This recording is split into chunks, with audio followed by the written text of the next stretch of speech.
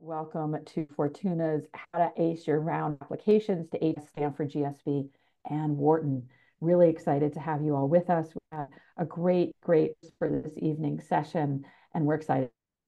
So I think we're going to get started and wanted to just give you a sense of who's going to be with you this evening. I'm Judith Silverman Hodara. I'm a Fortuna co-founder and director of the program. And I was the former acting director and senior associate at Wharton MBA Admissions. Really happy to be with us. A couple of my colleagues, Scott Brownlee, Carla Cohen, and Rachel Erickson-He. And if you could just briefly introduce yourselves, that would be wonderful. My name is Carla Cohen, obviously, and I worked at Harvard Business School for almost 5 years, and I primarily worked in the doctoral programs office, but I also worked with the MBA admissions team. I helped with applications and interviews, and it was a great experience. And since 2018, I've been with Fortuna. Really glad you're here. Welcome, Scott Brownlee, who's with us from Austin, Texas.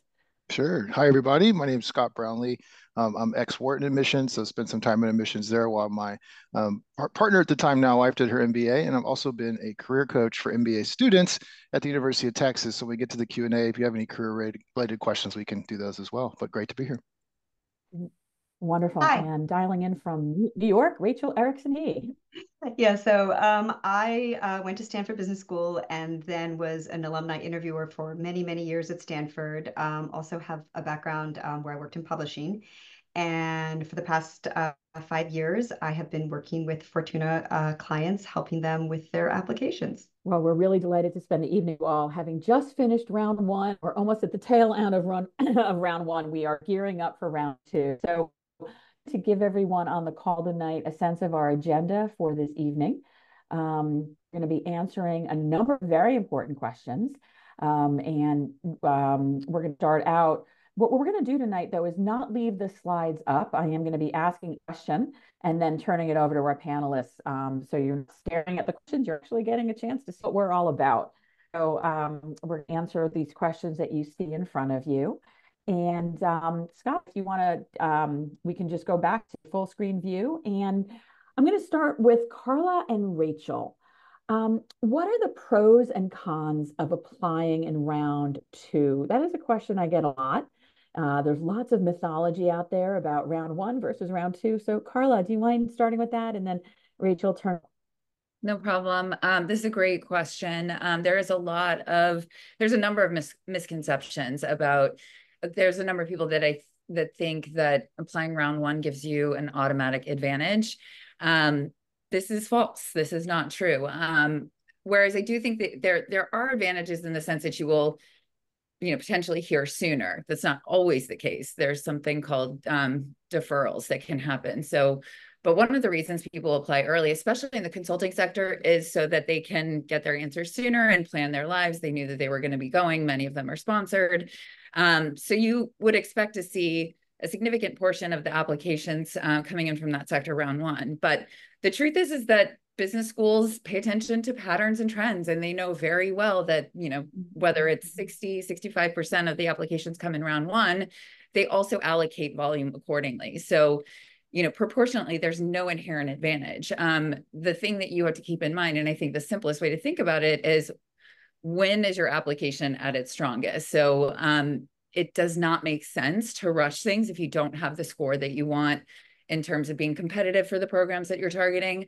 It does not make sense to just force it. That only puts you at a disadvantage. And I've had situations where people rushed and then they submitted and then they were deferred to a later round. So they're not even hearing any earlier, and they could have had months more to prepare and to polish their, different essays and things like that. So it is something that make sure that not just with this question, but with others, that you talk to folks who've been on the other side of the table and who are in the know with respect to what is true and what isn't. This assumption is rarely challenged, and it's something that I often have to spend a lot of time talking to people about, that you're just going to shoot yourself in the foot if you force it early. You may be ready, in which case go for it. Then you hopefully will hear sooner. I think Harvard is the one program that does more of the deferrals. We'll see what happens this year under the newish director. So, but in the past, that was problematic. So hopefully that's helpful. So I just wanted to jump in, Thank talk a little you. bit about Stanford. Please. And Carla, what you were saying about deferrals. So Stanford does not defer people to round two, but they will waitlist people. And some of those people from round one who got waitlisted, they've gone through the interview process, which is different from Harvard, where they are deferred to an interview. The interview is also deferred. But sometimes those people who applied in round one also get waitlisted, and then they get in off the waitlist in round two. I completely want to reiterate what Carla said. You apply when you are going to have your best application, and do not jump the gun if you don't have that ready yet. And also, you need to think about, did you just get a new job? Are you working on a really big project at work? As Carla mentioned, the GMAT or the GRE, are you not at your ideal score? Or did you just not get your act together and write a really good, compelling, tight application?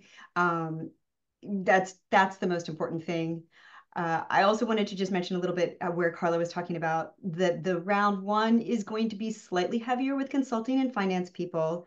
And then round two is going to be a little bit more diverse. There's going to be a little bit more of a variation in those backgrounds. But this doesn't mean if you're a great candidate and you're a consultant or a finance person and you're applying in round two, you are still going to be a great candidate. They are very careful to look for consistency between the rounds and between the applicants. And that's where if they feel one round is stronger or weaker, they will go back to their wait lists to ensure that continuity. And I would add that I think that's something for a candidate, you don't necessarily believe that case, but that, admissions officers are really building this beautiful community that's going to be together for 2 years. And it's not a science, as you all know, it is very much an art. And it's taking the time and going back and iterating. I really want a message to be clear to everybody tonight that it's not necessarily finishing first that's going to get you admitted. It's when you're ready, finishing in your own pace. Scott's nodding, I think, because it's hard to believe that, oh, everybody else is applying at the same time, and I really need to get it in now. And we're talking to a lot of people who really are ready now for round two, and they weren't ready 3 weeks ago. Right. So if you get one thing from us tonight, it's very much to hold still for a minute and really take a pulse on what you feel is the best pace for your own process. I'm going to talk to Scott a little bit about timeline. And Scott, if you were applying now, you're just starting out, what do you think would a timeline look like in terms of application process, or what are some of the things that candidates might be thoughtful about? Sure, Judith. Thanks for that question. I'll go ahead and throw my notes for this in the chat, just so everyone has a little structure if you're a structured thinker. But I think 3 months is kind of the sweet spot. When we work with clients, that tends to be a sweet spot. But I think if you're applying on your own as well, same truth would hold. Month one is usually actually about research and actually and kind of preparing to apply as opposed to jumping right into your essays, right? Because as you do that, you might change your school list. You also need to line up your rec letters as early as possible. That takes a lot of time. Every year I have clients that are chasing their recommender around at the 11th hour, and they still reached out to them months and months before and worked with them to kind of get alignment. So definitely give yourself enough time to get that part of the process completed. Usually I recommend, actually, after you've done some of that research and really thinking about your career and how you fit into the different schools you're applying to, that's when you actually put pen to paper and start drafting essays. And the first set of essays you do will take the longest. Of the schools we're talking about today, the Stanford essays will probably take you the most time. Harvard has changed, obviously, from the open-ended essay to a more structured one, which Carla will talk more about. But the first essay set always takes longer. So just know that if you're tired at the end of your drafts for school one, you will be better at this by school three and school four, and certainly beyond that. And then month three, once you're kind of through the main gauntlet, I always recommend clients and folks that are applying in general to connect with current students and alums. I don't think you can really do too much of this. It's pretty hard to actually get 3 or 4 people per school on the phone. So I'll usually tell people, shoot for 2, right? You'll get some different perspectives on the schools, and you can deploy what you learn from those people, not only in your written application, maybe you actually reference something that you learned, but when you get to the interview round, which will be fast and furious, and you won't have time to do info chats with people, you'll be ready to go, right? You'll feel more secure when you talk to that alum of the school, having talked to some alums and students already. So that's kind of my 3-month plan of action there, Judith. Great. Thank you so much. And I think, it is, you're going to talk to a lot of people if you're applying in round two who say, oh, I worked on it for 6 months or 9 months. Like all projects expand to the time allotted. And so with 3 months, you really need to be very efficient. Carla is laughing because she knows this to be true. Yes, we start working with people in February sometimes, and sometimes we don't need that much time. So I think, our job is to help to allay your fears and concerns about, am I going to get done by January 3rd? And the answer is slow and steady every day. You're working through it. This is not a mad dash. And that's really our job, is to hold your hand if you want it held, and to have you feel like, yes, this is possible. And every week you're making more progress. So I want to turn our attention, if I can, to the essay questions. And Carla, do you mind just kicking us off? What are the schools looking to learn from the essays for HBS? I also want to give a little advertisement here. Please feel free to put your questions in the Q&A box. We'll be happy to answer them a little bit later on in tonight's discussion. Yeah, I'd be happy to talk about that before we do. So I'll let you move forward, but I did want to just double click on a few things that my colleague said, Rachel. Yes, please. Ooh, I like that. Double click. I think that's very cool. I've never heard it. I'm going to use it. So thank you. Yeah, I'm trying to channel my corporate self. But I think that's absolutely true. Everything that was said. And I think the one thing that I wanted to add is that we can do the sprints. It's not ideal, but the relationship between time spent on the application does not equal success necessarily. It makes it easier. It makes it less stressful.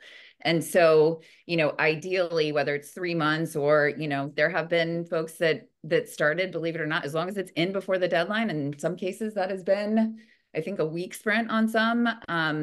There was a client from Saudi Arabia who was incredible running the technology, and he got into Harvard, Stanford, and Wharton, and he did not get into MIT Sloan on his own the first round, which is how he landed in my lap, which was wonderful. And so that was a sprint, and that's not what we would recommend, but it is. Sometimes things change and you want to get, your application in. Life is, messy and complicated at times. So you have to adapt to that, and we do as well. So I just wanted to highlight that was, there's a lot of anxiety, I think, too, within individuals if you don't start 6 months or 3 months, or, and so there's many different ways. My mom always said this and it never made sense, but to slice this apple, and now I use it all the time. So there's many different ways to slice this apple. But the core part is just getting down to what we'll talk about next, which is the essays. So Harvard did change its essays. They were already tight when they switched it to the 900 words, and then they've trimmed it even further. So they've taken away, as did Stanford. Everyone's trying to be. Feels like punishment sometimes, but it is difficult. But what happened with the HBS essays is that they became more businessy focused. You've got, some that talk about leadership, and they're very short and they're specific about the word counts. But the purpose of this is to focus individuals, but don't be fooled that they don't want to hear the more personal side of things too. So while the questions are very, I don't mean to insult whoever wrote these questions, but they're not as exciting as the more open-ended one, which does give you more free reign. You still have liberties that you can use, that you can bring in a lot of the things that, might surface in the process of what we do, which is really getting to know individuals' strengths, your core competitive assets, but also what makes you different, what's going to make you stand out. I think with the new Harvard essays, it's going to be very easy for a lot of people to just disappear into this brochure-like candidate, where it's you're asleep, by the time you get to the third essay, and it's like, this is nothing exciting. So the effort is really to try to think about what are the things that have helped form you. Fundamentally, what they want to see is community engagement, appetite, aptitude, and leadership, which comes in many different shapes and sizes, and it doesn't just show up in the essays. So Rachel can talk a lot about this. It's similar to Stanford in the sense that you have many other opportunities to do the more businessy, not that that's boring. I mean, we're in the business of business schools here, but it can be dull if you allow it to be. I've seen many presentations that are death by PowerPoint. So there's many opportunities for things to get really dull, but you don't want to be that person. You have to tell the truth, and you want to focus on the things that are unique to you, and we help draw those out and then connect them to how is it relevant? Like, did your ability to lead teams come from, different parts of your life as, maybe athletics, maybe you've overcome some personal challenges and you've really had to steel yourself in different ways to become resilient. That's relevant. And so there's opportunities even within the first essay has 300 words and then the other two have 250, but there's opportunities even within those to bring out what you will discover if you're working on the Stanford application, which is, I still think one of the most interesting questions to be asked at, the average age is 25, which is what matters most to you and why? And how does that connect to the business of business schools? Does that, is that something that's going to be furthered? So there are elements in there that you're the same person applying to all of these schools. And so there can be some synergies in terms of what you pull over. And I would recommend starting with Stanford first. You climb Mount Everest first, and then you can sail down. And then when you get to Wharton, not that it's easy, but it's, it's different. It's definitely different in terms of, pouring your heart and soul out to them. Although Wharton does want to hear and get to know you too. But the point is that there's many different ways to approach this question, and there's many opportunities. You're the only person who's lived your life. And to work with a consultant who can help draw that out and identify things that are going to be interesting to the committee, because it might not seem so. You lived your life. So it's not that people always ask me, what's it like to be a twin? I'm like, what's it like not to be a twin? I have a twin brother. So I don't know the other thing, but it's easier for us to identify that's actually very interesting. And this shows where you want to show, you don't want to just tell them, I'm great at leadership. I'm also really humble. You don't want to be that person, right? You want to show them what you've been through, what you've learned, and how that's relevant and what that's going to bring to the classroom. The other thing that's interesting too is that a lot of people try to just polish themselves up to be these flawless candidates. Flawless isn't real, nor is it interesting. You want to be able to show. That is so true. That is so true. It's so true. And it's like, if you haven't been through anything, if you're just like, everything worked out perfectly, everything that I always knew exactly what I wanted to do and it all worked out, it's like, oh God, what's going to happen when it doesn't? Because that's not really how life works, So it doesn't feel like you're able to connect with the person if it's only these like, everything was always so intentional, because as we all know through the pandemic, none of us saw that coming, right? So you have to be able to show when things get complicated, as they will, if you're going to be, operating in the high stakes world of, leading businesses and creating and influencing industries, like you're going to have to know how to adapt. So you want to show them, tell a story that shows, brings them into the moment. I love the use of dialogue because it wakes you up. It like brings you into the moment. Not that it needs to be a screenplay, but you can weave in some tools that I think will enliven your story and your approach that won't make you disappear into the other, wallflower like candidates that are just, they don't stand out. They don't stick with you. So think about the stories that, that in the different milestones in your life, where have you had to change? Where have you faced difficult decisions and, or had to overcome difficulties that you didn't even know you're capable of overcoming? That's really interesting because that shows the school you're going to bring a story. The war stories are the ones that you learn things from. So not that it all has to be, it's not a competition for who's had the most tragic existence at all, but it's more about you can't get through life without struggle. And so what do you learn from that? And how does that help other people? And it can come from very different parts of your life that may be unexpected, but you want to tell the truth. You don't have to tell the whole truth at all times to everyone. So we help you with those boundaries around this is appropriate to convey these pieces of information. And then we help you with the shaping of those stories and squishing it in sometimes to the word. It can be its own sort of, struggle and challenge that I could write essays about. But anyway, I hope that's helpful. Similarly, I'll let my colleague take Rachel. I think you'll talk about Stanford, but they're looking for authenticity at the end of the day. They want something real. They want something that's believable. And the two questions that I always ask myself when reading an application is it true and does it make sense? It's hard to impress these schools with these, illustrious stories. They might be amazing to you, but they've seen everything. So what's hard is being real and honest. I don't really know exactly what I want to do. I might go in this pathway or this pathway, and I've researched it. I've like played the tape forward. So that kind of stuff can be helpful. Yeah, so Stanford, you mentioned, Carla, the what matters most to you and why, which is their sort of infamous / famous question. I think it's a great question because what they're actually asking is, who are you? Which is really the most fundamental question of all. And then their second question, why Stanford, is asking, who do you want to be when you grow up?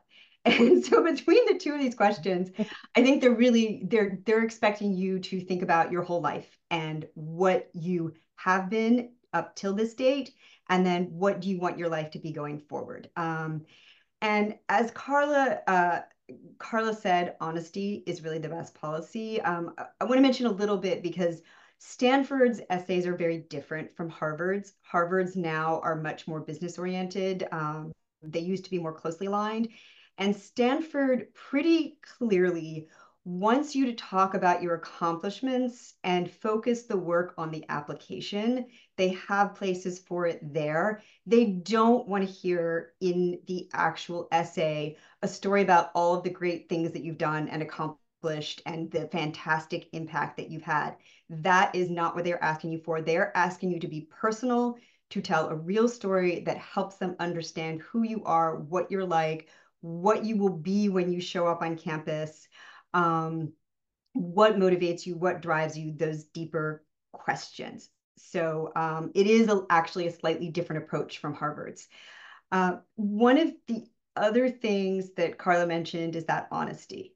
And, I'm just going to say these essays, they say self-reflection, and everybody always rolls their eyes. And I've had so many clients who say, wow, I really didn't realize I'd be doing this much self-reflection for my essays. And boy, I've had to think about a lot of stuff. And it happens again and again because the good essays really force you to define who you are, what are the characteristics and the traits that make you unique and, that really capture the essence of who you are. Another thing Carla said that I want to reiterate is the adage, show, don't tell. Please do not tell me you have empathy. I mean, I see that all the time. Oh, and I showed empathy for, and I'm like, oh my God, you can't say that. Show me by telling me a story about a time when you clearly demonstrated empathy. And then the other thing I would say is that you don't need to tell everything, but what you do say needs to be honest. It needs to be sincere. It needs to be true to you. And I so often find people falling into the trap of saying what they think the admissions committee wants to hear. And so I'll read an essay and it'll say, well, I want to help millions of people around the world with their blah, blah, blah. And I'm like, you're a finance person who wants to go into investing. This is just not realistic or believable. Instead, talk about what you actually want to do as an investor, how excited you are to work with these companies, what you plan to do, what areas you are interested in investing in, because that's real, that's believable, that's who you are, and that's not going to turn off the admissions committee. Another example of something that I'll read is, people say, oh, my passion for financial modeling. And I'm just like, you cannot say passion and financial modeling in the same sentence because it just does not pass the smell test. But you could explain what you like about financial modeling. So my point is that there are these subtleties and nuances, and this is something that when you work with a coach, we can help you with, where bringing it back to what is honest and true to you and finding the reality and not trying to oversell yourself and make things sound like more than they are is incredibly important in capturing and making for a good essay. And I just want to read, because I do want to briefly touch on the Why Stanford essay, because that's another important one. And the first thing I want to say there is why Stanford is not asking just why Stanford. It's asking for your career vision implicitly as well, because you can't explain why you want to go to business school if you don't have a good, thoughtful career vision laid out. And then the second thing that I see people mistaking all the time is they'll start going on and on about all the amazing courses and all the amazing programs at the school. So I'm just going to read a sentence. I plan to develop my decision-making skills in Class X, where I will learn how to lead a team through high-stakes environments, adapt my communication style to suit the audience, and define a vision amidst uncertainty. And like when you first read that, that sounds like, oh, that's a nice sentence. But if you think about what it says nothing about who you are as a person. And it is actually literally just kind of repeating what the course catalog says with your own words. You need to instead bring it back to, where do you need to grow? Where are your areas of weakness? Where are there skills that you need? And every sentence should share something about you with the reader, not something about the school. So that's kind of just in a nutshell, taking you through the Stanford essay application. And I know Scott now can talk a little bit about Wharton and theirs, because it's a really fun, interesting, and very different approach. It's a Thank you super so much. different. And we should also mention that Rachel, in her previous, so I think that brings that to the for sure. And I love it at the face, it's a great sentence, right? But then if you peel it back, and now we're going to talk to Scott, who is a poet in addition to many other talents. Scott, why don't you tell us a little bit about the poetry of the Wharton essays? Oh, I love it. I love it. Well, for better or worse, Wharton is quite different from Stanford. I think it's actually almost like an opposite reflection, because if you look at those prompts, and I'm a big fan of close reading. So when you read a prompt, like really read Wharton's prompt about your career, and really read Wharton's prompt about essay two, which is about how you will give back to Wharton. They're Wharton focused, right? And so you've done all this internal work, you've written from the heart for Stanford. What I think Wharton is trying to have you do is actually locate your future experience. Imagine what you're going to be like and what you're going to do in the Wharton classroom. Imagine what you're going to be like and what you're going to do as an alum of the school. Imagine how you're going to give back to the Philadelphia community when you're based in Philly while going to school, right? Something that Wharton always points out to folks is that it's situated in a city, right, in Philadelphia, which is a really thriving place where you can engage off campus. So I think when you're approaching those Wharton essays, you actually have to take a step back. You have to be very efficient in telling Wharton about what your career goal is, explaining that. Vignettes are a great way to do it. I'm a big fan of, like Carla said, dialogue is great, because when you read maybe 10 or 15 applications a day, that's being generous. People probably read more. It's nice to have a little variation and just like a little recorded speech. But I think what Wharton is looking for is for you to connect the dots on a pretty deep level about how Wharton can actually plug in your career and make things happen beyond kind of the obvious. Like Wharton is a finance school. This Wharton professor in this Wharton class will help me get a job, right? You need to go. The metaphor I like to use is, it feels like the ocean. That's like the waves, right? You need to go down where the scuba divers are at, 30, 40 meters, and really connect the dots for your specific story to Wharton. And what that means is that you need to think about Wharton dimensionally. And by dimensionally, I mean, don't just think about academics. Don't just think about kind of the social component and the kind of the cultural side of that. Don't just think about career, right? Just don't think about like the recruiting you're going to do. Kind of, where do all those intersect, and can you find specific things that you're referencing that Wharton can help you with for all of those? And I think this translates for essay one and essay two. In essay two, you're asked to really focus on what you'll give back to the Wharton community.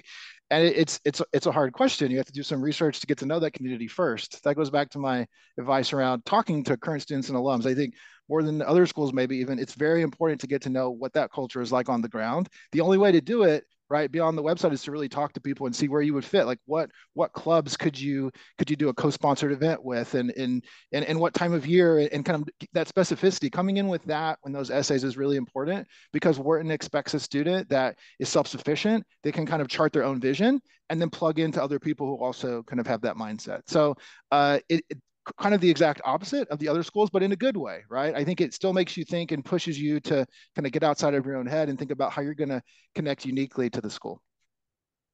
One quick thing, if I can add something, Judith.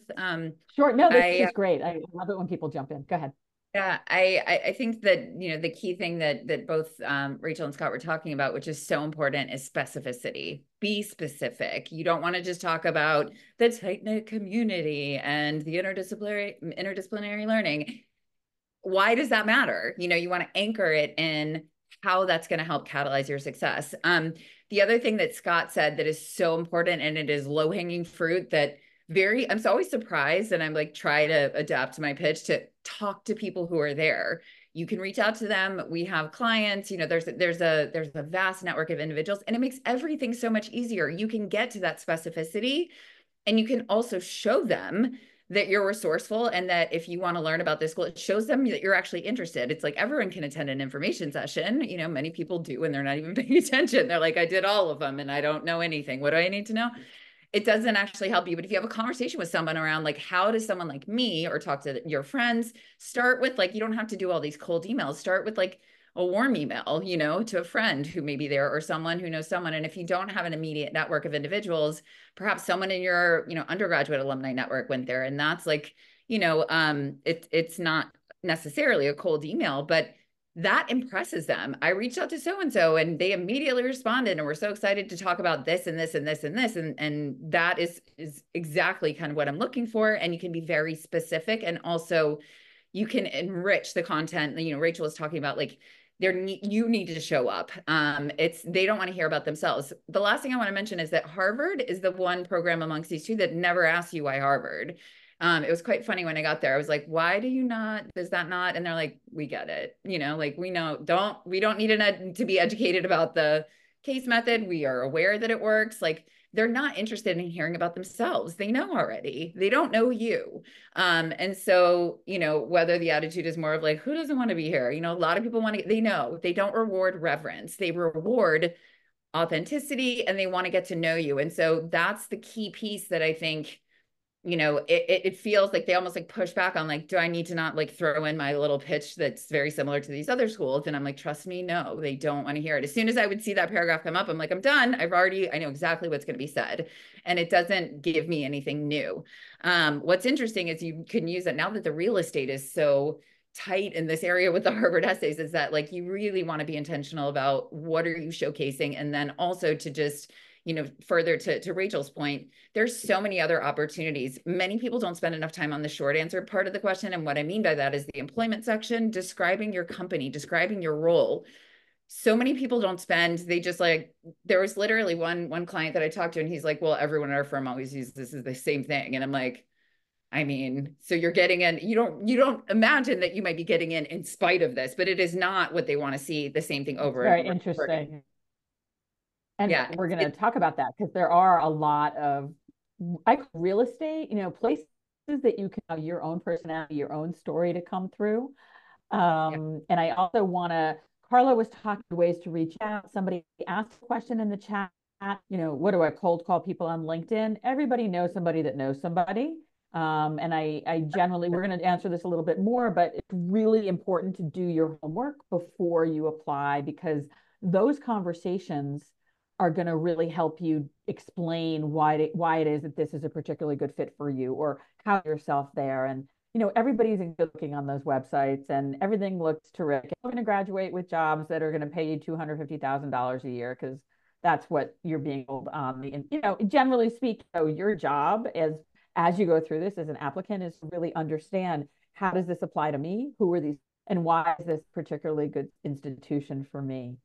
I'm going to turn the question. Go ahead, Rachel. I'm sorry. Go ahead. Yeah, one last thing on top of that, which is that all three of these schools, even though they're asking very, very different questions, you still have to know exactly who you are and what you bring to the community. Like for Wharton, you know, you shouldn't just talk about a random club. It needs to be a club or an activity that is meaningful to you, and you need to explain why. And same with, what are you like in the classroom, and how does that relate to how you have been at work or in other experiences? So that is the common thread. Like, you know yourself, know what you have to offer, know what you bring, and make sure that you communicate that to all three of these schools. Carla, I'm going to kiss back to you to talk about what are schools looking forward to reading about in a recommendation letter. You've had a lot of direct ad experience with HBS. So can you kind of talk us through what recommendation, and again, for most of these schools, they're going to be fairly similar recommendation questions with the exception of Wharton, because Wharton needs to do things a little bit differently. Scott, I don't know if you're responsible for writing those recommendation questions, but I have a word to say to you if that case was the fact. Why'd you guys do that? I take it personally now. I do take it very personally. And I was long gone before they changed it, so I'm responsible. So Carla, can you talk directly about what schools are looking to learn from recommenders? Yeah, and this is another great opportunity that people don't spend enough time on. You know, Scott mentioned like finding the right people. You need to find people who are going to be advocates for you. One way to kind of test the waters is there's obviously certain situations, you know, if you're outside of consulting or outside of a, you know, private equity tends to have people 2 or maybe 3 years and then push them out. And so it's expected that you would leave, but other companies are not that excited to lose you. And so it might not be wise to let them know that you're not going to be around. That might affect your bonus. Business schools understand this. And so when you're thinking about who ideally it's someone who's seen you in the professional setting and can speak to your strengths and how you're distinctive. And this is so critical. It's not about like, what did you do? I've seen so many. I've done a lot of the ding analysis where it's like, almost always I'll see a great, and I'm like, I want to see the letters first. If you have any access to them, or if those were shared with you, or any insight, or can I see what you shared with them? The key piece here is not what you did, but why does it matter that you did these things? Because I'll look at, so many individuals who are like, and then you did this, and then you did this, and then you did this, and then you did this. And I'm like, is that just your job? Or is that exceptional? And why does that matter? And so you need to find individuals that are going to get that nuance and be able to speak to, here are some key strengths and here's how they showed up and here was the impact. This is why this person has been able to, Harvard fundamentally, I think, wants individuals who whatever they engage is better for their presence. And so how did you make this place better? How did you make the team better? How did you build morale? How did you diffuse tense situations? There's a lot of politics that can happen in different different business settings, like especially also in academia too, but that's another story. So the key thing is like, what was your impact really? And to anchor it too, be very specific, especially with the first question, which is around, like, how does this person compare? It's ideal if they can, give context for that. This person is one of the best that I've ever seen in terms of, and you don't have to be the best at everything. Again, focus on what's actually true. You don't have to be the all-star. If you have one core spike, as a lot of folks at Stanford like to say, then focus on that. Why is that your thing? And what is the impact of that thing on the organization and teams? Does it make them more efficient? Does it make them more productive? And you may not always be able to connect that to the bottom line, but you will be able to connect it to like, you've won people over because your strengths show up in terms of making things better for the organization somehow. And so you want to find individuals who are aware of those things, that have credibility, that are more senior than you. They talk about the relationship and they want you to describe that because they want to make sure that it's not your buddy who's sitting next to you. That's hard to take seriously, And also past performance is a great indicator of future potential. And so people that are in high positions of authority are often very good at assessing what are the key, do I see seeds of greatness here? And what are those? Then the second question was the one that I would always go to try to understand, do I take all the stuff seriously in the first question?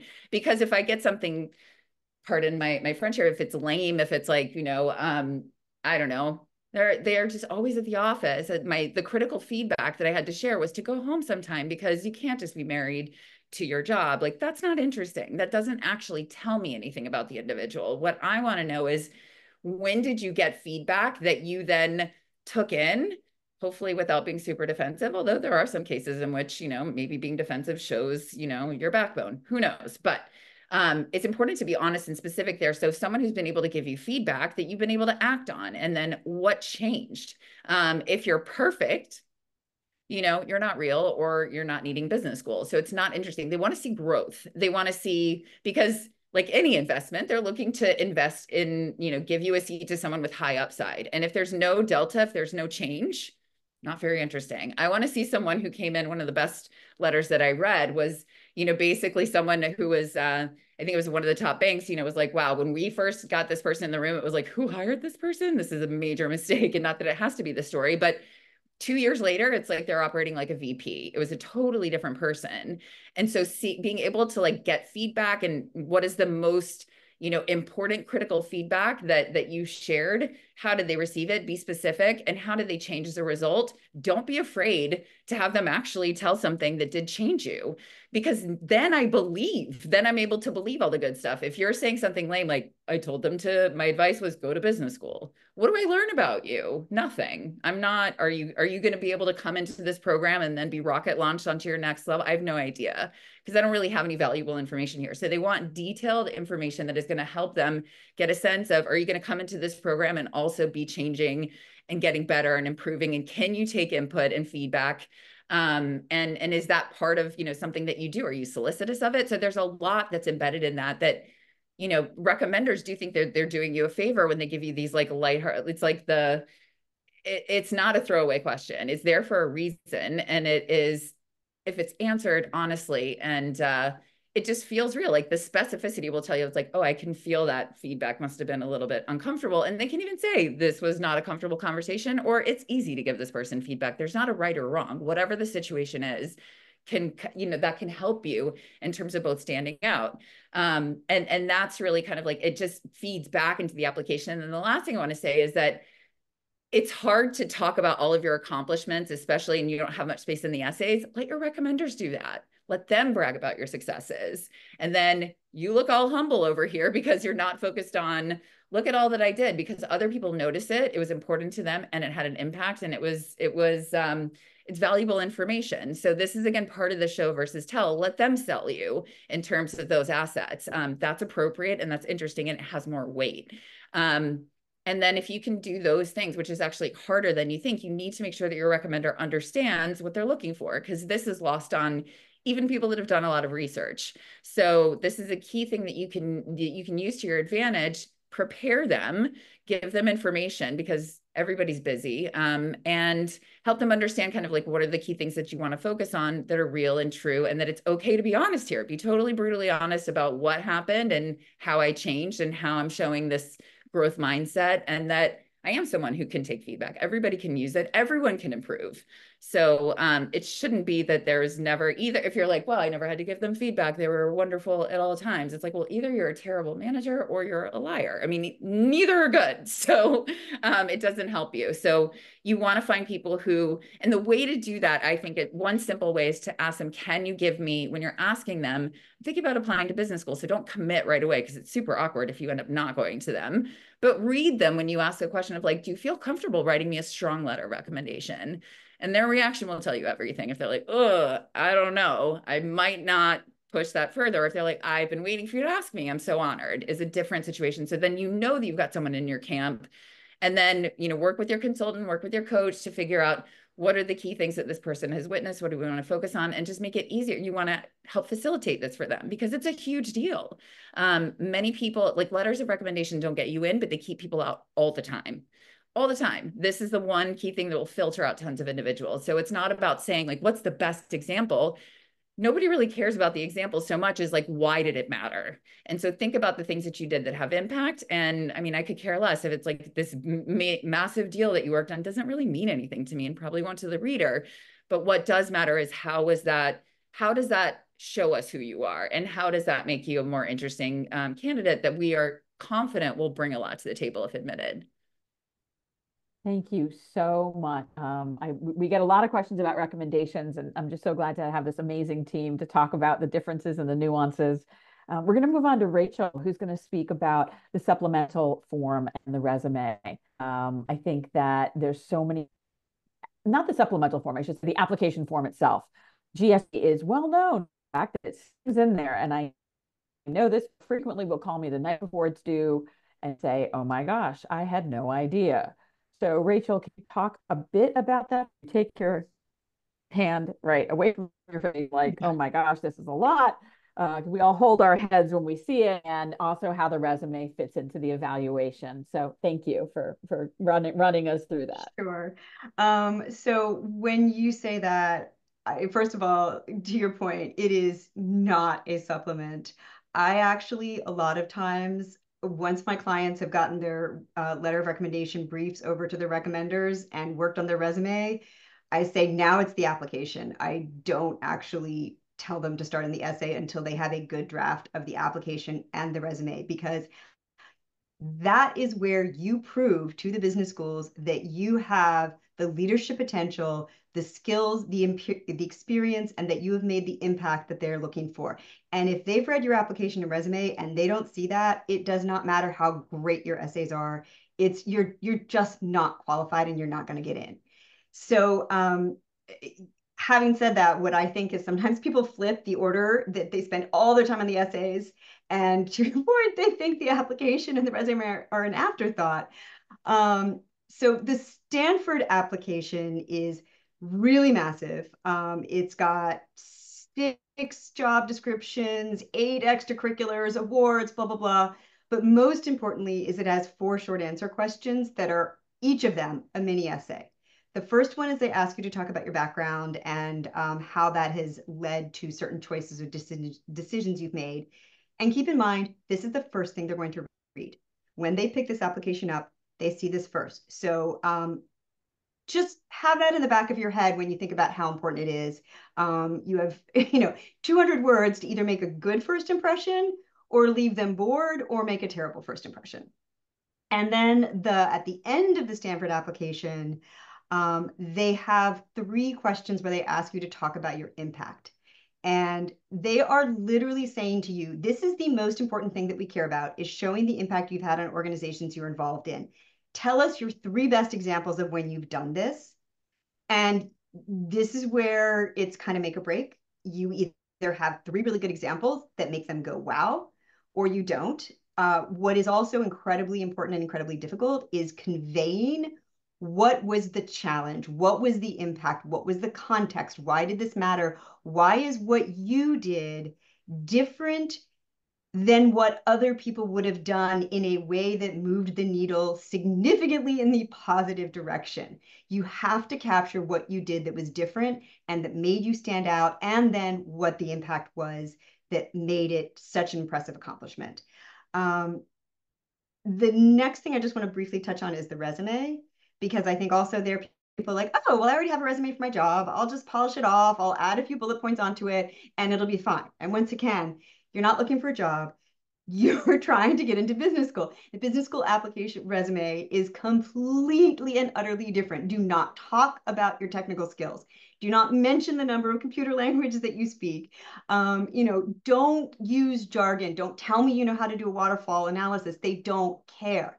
They want to know for every single bullet point, what are the skills that you're demonstrating that they're looking for? Your leadership, your ability to communicate with other people, your ability to influence people, your ability to have insights, analysis, problem solving, et cetera, et cetera. And then they also want to know, once again, what is your impact in concrete, specific, tangible ways? So you should basically, you need to go through every single word and every single bullet point and make sure that they're capturing that for you. Can I just jump in for 1 second, Rachel? Yeah, please. Oh, sorry, Scott, I don't mean to cut you off, but just very quickly, it's so true, and it's such an important piece of it. And in some cases, with the Harvard interview, one of the individuals who's making their assessment at the ultimate moment when you're there, to kind of decide your fate, right, all they have is your resume. And so I once heard someone describe, like a great business school essay, it's a highlight reel of your accomplishments, so it's not just like, you don't just have like, I did that, like a job description. It should not read like a job description. It should not be super technical as if you're applying from banking and then to private equity. Like, it needs to be a totally different animal because it's a totally different audience. And so, the similar to the recommendation is the so what factor. It's like, don't just tell me what you did. Tell me why it mattered. What was the impact of what you did? And if you can't, every bullet should include something that shows that, I was responsible for the and then, which allowed us to, and then you want to connect that. So back to Scott's point around connecting the dots, like, make it easy for them to understand. If they're not, you have to assume that they're not in the sector that you're in. They're folks like us, and maybe they've, a lot of them have been to business school in the programs that you're targeting. So they're aware of all these things, but don't make them work hard. Make it clear, make it, specific to, you were able to, and also talk about other things too that you wouldn't necessarily bring up. Like, were you promoted early? Do you mentor other individuals? Do you coach and teach? And because teaching, it turns out, is one of the key things that helps identify great managers. If you're good at that, the skill sets that kind of, lend you to being someone who would thrive, post MBA. So just wanted to highlight that because that's often an issue. Scott, do you want to jump in and talk about some things that you might want to avoid too?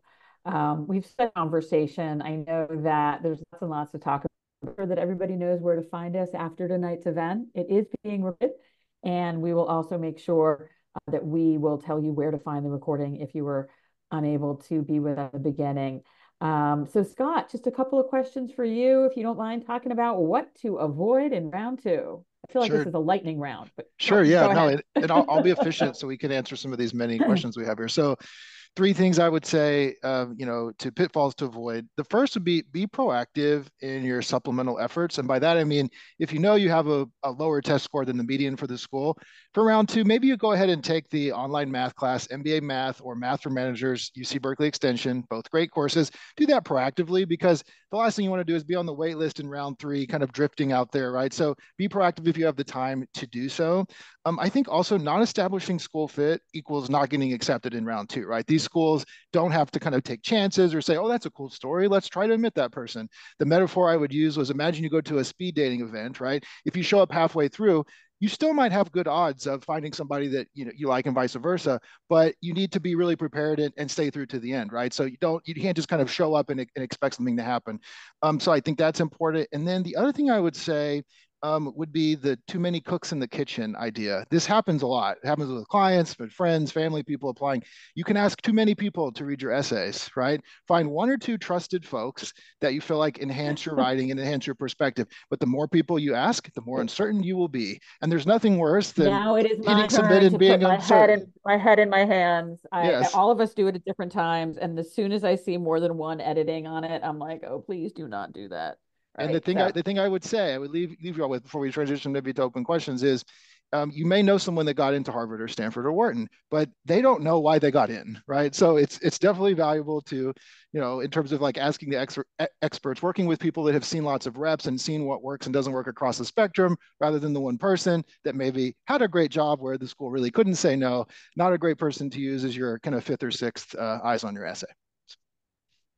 Rachel, do you want to tell us some pitfalls to avoid for round two? So I'd say too quickly. First is, remember, round two is due right around the holidays and the vacations. But you might think, oh, I can get it done in a week. I do think, although if you're a really talented writer and really good, you can do that. It is much, much easier to have time to see how all the pieces fit together. Also, your recommenders have to be able to submit on time, and you have to work around their holidays. And also, if you slip from round two to round three, that is very different than slipping from round one to round two. Carla, anything to Yeah. avoid? Yeah, well, there is no round three anymore at Harvard. So you don't want to do that. But just, what other people have said, just reiterating that you want to set earlier deadlines. Ideally, you want to enjoy the holidays. So I usually would say, let's target December 15th to have things, wrapped up so that they can be put on a shelf, and then we can look at them again, so that you're not chasing people who are going to be very frustrated with you, and just sending them like the day before Christmas, here's my recommender packet. Yikes, that's not going to be, no one's going to enjoy that. So while they may be able to get it done, is it going to be as enthusiastic as it could be? You want to be strategic. So think about kind of like the different pieces, like other people said, and make sure that you're getting it in at a time that you would want to receive it. That's it. We have a lot of questions about deferred entry. I know that Scott, are you typing answers to that, or do you want to take those questions, Yeah, or I'll how do you? I'll type those, Judith, because I feel like we can keep Okay, this focused on kind of the full time, but I'll answer them for folks. Yeah. sure. So if you're a 2-2 or deferred entry, I'd love to um, answer some of your questions. Somebody a question about this, which is interesting. Is it to reference conversations with alumni and students in your essays? So is a more narratively interesting essay with no school references better than a narrative with a lot of references to the school itself? I personally think that you have a limited number of words, and spending time talking about what somebody else told you. It better be great. It better be really important. It better be really relevant. The schools don't care that you've spoken to other people. That it is only and purely for you to find out the information you need to make your essays and your stories better. And I also see another question about connecting with Harvard, Stanford, Wharton alums and students. LinkedIn may be a tough way to go, but sometimes you can reach out to the directors of clubs on the website. You can also attend information sessions, and sometimes they will have panels with students on them, and you can potentially connect with those students afterwards. So that's one way to do that. And many programs too, to jump in, have ambassadors that are, you know, set up within the program to be, you know, front facing for admissions questions, just like that. So there's many ways. And so, but be creative if you need to be creative. If you want something badly enough, you'll be able to get someone on the phone, and it does not require a lot of work. It will save you a ton of time. It'll make writing the essays much easier. They'll be more specific. And there will be a lot of upside. So it's worth it to spend the time on that. And, you know, but after you've thought through, what is my strategy? What do I want to do? And then talking to individuals like that to be like, what was it like there? And you can gain a lot of information that will help with your application as well as prepare you for the interview so that you're not cramming all of that in. Like Scott was saying, it is really difficult. It's going to be stressful. You're going to be busy. So if you can front load a lot of that, and even make that a habit, it's not just great for business school, but it's, you know, talking to other folks, staying plugged in, I think is a good habit to get. And it's the one thing that people rarely do, which if I could force them, I would, but it's the work smart versus hard. And nothing, the hard work, it's, you know, it's fine. You can do that, but I prefer working smart. So you should hopefully too. Save time if you can. And this does save a ton of time. And it also helps you assess your fit. What do they like? What do they not like? What surprised them? What did they learn? What did they want to do? What mattered most to them when they were applying to Stanford? And how did that change? How did Stanford, how do they interact today? And that helps you communicate in those essays what appeals to you, like, oh, I could see myself doing that. And then you have more credibility than someone who's like, I can't wait to rally everyone and give back to the school. Like, that doesn't really mean anything. It's a lot more meaningful when you can show them, I've already been resourceful in doing the work and using my brain to figure out how to connect with these individuals. You can even cold email, you know, the worst thing that'll happen is they don't write you back. Oh, well, so email a few different people. Professors have written back too. So you don't need to engage with those individuals to get in. It just, again, is a really smart way to tick a lot of things off your list and save time. I know that we are almost out of time, and I want to make sure that everybody knows that this is going to be recorded. It is recorded, I'm sorry, and we are going to be posting it. Everybody that registered for tonight's event will get a link, I believe, so that they can view it afterwards. We're going to just tell you where to find us as well. So if you have additional questions and you want to follow up, we unfortunately weren't able to answer everything that was posted tonight, but we really hope to maintain conversation with you. We offer amazing 30-minute free consultations. We've been some of the best in the business, I've been told. We really want to get to know who you are and to understand more about what's drawing you to apply for the MBA. So we hope that you will join us next week on September 25th, where I will be hosting an event about acing your round 2 apps at CBS, MIT, Kellogg, and Chicago booth. We would love to, again, to have you with a half an hour for a free consult. And then once again, you can see tonight's recording at youtube.com/Fortuna Admissions. It was terrific to have everybody with us. So excited to spend the evening with Carla and Scott and Rachel. Terrific colleagues. We're all very eager to get to know you guys as you go through the application process. So please feel free to reach out, and we hope you have a wonderful rest of your evening. Thanks again, everyone.